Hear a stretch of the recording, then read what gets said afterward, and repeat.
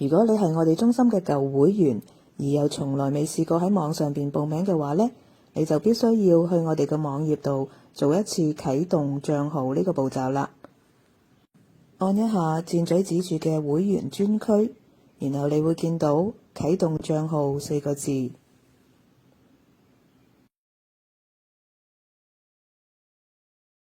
按一下啟動帳號，然後輸入你嘅會員編號、中文姓名同埋電話號碼。電話號碼必須係你之前留俾我哋中心嘅號碼，